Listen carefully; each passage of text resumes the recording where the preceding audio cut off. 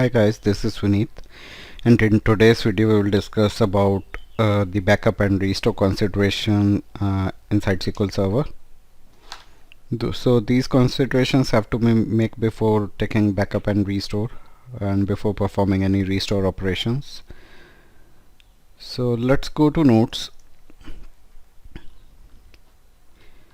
In case you need the PDF copy of these notes, do let me know. What you can do is you can in order to do that you need to subscribe to my channel. There's a subscribe button below this video which you can hit. After hitting on the subscribe button, you will get a bell notification icon. Click on that and select all notifications to get notifications regarding all my future videos. Once that is done, you can take a screenshot of the header below the video. An example screenshot is given below, which is this, showing the display data and log space information for database. This is the sample screenshot I have taken for one of the videos, showing you have the subscription status along with the channel name along with the video name.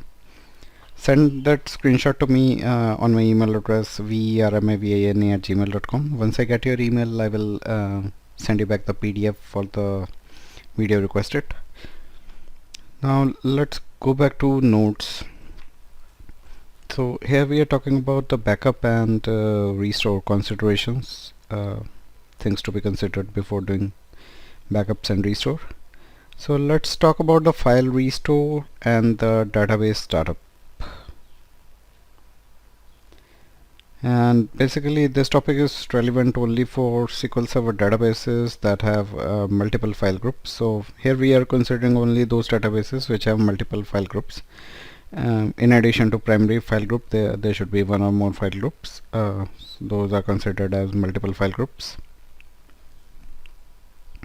So this topic is relevant to only those databases having multiple file groups.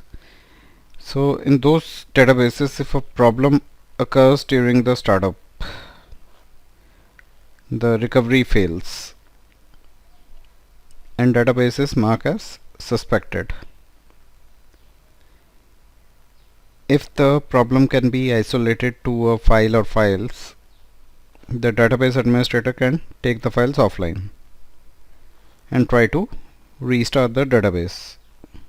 To take the file offline, we can use the alter database statement with the modify file name option, and we give the logical name and the offline option to take the file offline. So we are talking about a scenario here where we are considering if any database fails to start and gets into the suspect mode, what we can do. And there must be problem in one of the files associated with that database. So what we can do, we can try to isolate it to a file or a particular file, and the database administrator can take those files offline. And if the startup succeeds, any file groups. So first thing is we try to take any of the files or file group offline that is causing any issues in database startup. And once that is done, and if the database startup succeeds after that, any file group that contains that bad file will remain offline. Now let's talk about the online restore and the disabled indexes. And this is only relevant for databases that have multiple file groups and having a simple recovery model, and at least one read-only file group is also there. So these three conditions need to be satisfied. First of all, there should be multiple file group. One of the file group should be read-only, and the model should be simple recovery mode. When the database is online, an index can be created, right?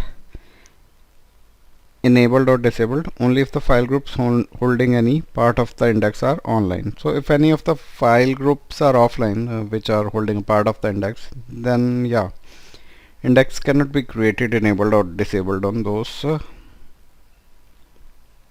tables or something which resides in the file group containing the files, and that file group is offline. So these are some of the backup and restore considerations. I hope you like this video. And in our next video series we will start talking about the concepts of backup terminology, and then we will move towards the type of backups. We will cover them one by one. For this topic we are done, and I hope you like this video. Please click on like button, like, comment and subscribe. In order to subscribe, hit on the subscribe button below this video and click on the bell notification icon. Select all notifications to get notifications regarding all my future videos. I thank you so much for your time on this video today, and you have a nice day ahead.